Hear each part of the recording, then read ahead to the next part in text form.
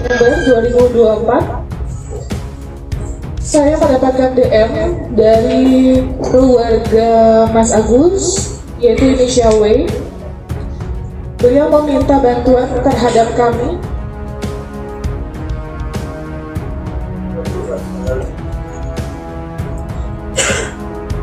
donasi.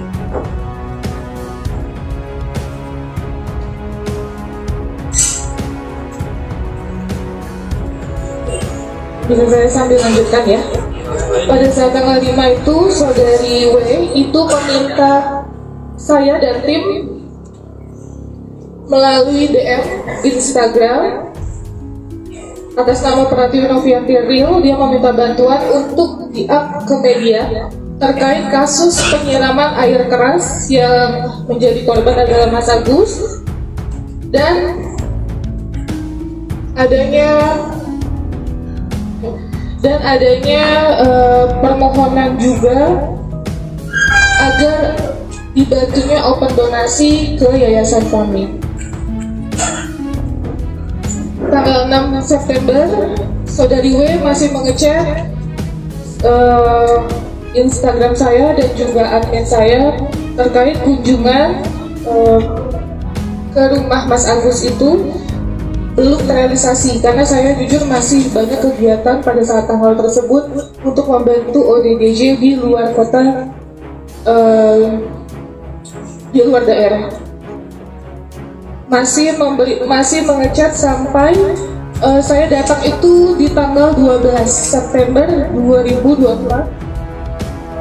Telah menuding Novi adalah pengguna narkotika dan bahkan juga menyerang John LBF, yang memang John LBF akan membantu Agus terkait dana 240 juta, bahkan ditantangi dengan uang 5 miliar, dan dia juga menyatakan mampu akan memenjarakan Novi. Saya sebagai seorang advokat hanya mengingatkan kepada rekan advokat, jangan melampaui surat kuasa yang kita terima dari klien. Ingat, kita ada kode etik. Ini kan donasinya juga lumayan cukup besar ya Bang, namun disalahgunakan gitu, bukan sesuai aturan yang harusnya dibuat pengobatan mata Bang. Sebagai donatur, jika uang itu dipakai untuk yang lain, gimana mungkin Bang?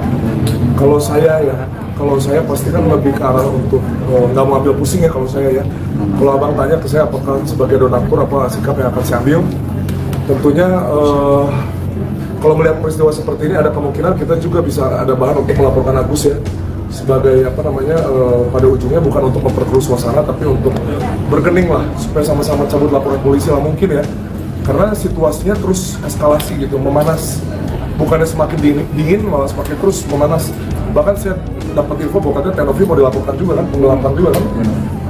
Ya itulah mungkin, tapi kalau misalnya ditanya kalau nggak ada kejadian seperti ini ya kita juga sebagai donatur pasti nggak mau ambil pusing lah. Kalau saya nggak tahu kalau donatur yang lain gitu. Nih, tapi sebagai advokat juga nih banyak ada Bang Herwanto dan lain-lain, gimana mungkin sebagai Kurang nanya gue loh. udah kalau kamu tanya Bang.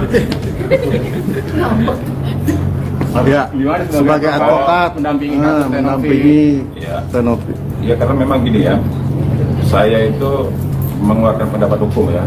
Kemarin begitu saya diundang di beberapa awalnya saya tidak mau memberikan pendapat hukum karena saya belum mengerti secara keseluruhan. Nah ketika banyak yang bertanya sama saya, akhirnya saya juga pelajari nih. Saya pelajari ya, ternyata saya mengeluarkan pendapat hukum saya. Kalau gini, saya memang berbeda pandangan nih sama Bang Notaris. Kalau Bang Notaris mengatakan bahwa ini sudah milik Agus. Nah, kalau saya tidak setuju kalau dikatakan bahwa uang ini 100% milik Agus. Kenapa? Karena ada persyaratan yang melekat terhadap penggunaan uang itu. Apa persyaratan yang melekatnya? Artinya harus digunakan untuk penyembuhan. Nah, bagaimana kalau digunakan di luar daripada penyembuhan? Itu penyalahgunaan. Gampang aja, sebenarnya gini. Untuk menilai apakah kedua orang ini yang berperkara ini mana sih yang benar di antara dua ini, simpel. Kita lihat aja di antara dua orang ini mana yang melakukan kesalahan. Apa kesalahan itu? Kesalahan adalah perbuatan yang menyimpang dari kebenaran. Nah, artinya kita bisa sama-sama melihat nih, ya, apakah Novi ini melakukan penyimpangan terhadap penggunaan uang, ataukah Agus yang melakukan penyimpangan. Nah bahkan saya kurang setuju kalau ada orang pendapat itu dinas bekukan. Apa masalahnya perusahaannya dibekukan? Ini duitnya disalahgunakan gitu, akhirnya bagi-bagi ke keluarganya, padahal donasi ini ditujukan untuk penyembuhan mata toh, tapi dibagi-bagi oleh Agus. Gimana sudut pandang Bang Kemas? Ya, jadi begini, kalau mengenai soal donasi ini memang belum ada aturan hukum positif di Indonesia yang mengatur soal dana sosial ya, yang dari masyarakat dikumpulkan untuk masyarakat juga. Ini memang tidak diatur hukum positifnya di Indonesia. Memang ini sudah beredar ramai sekali mengenai soal perkara ini ya.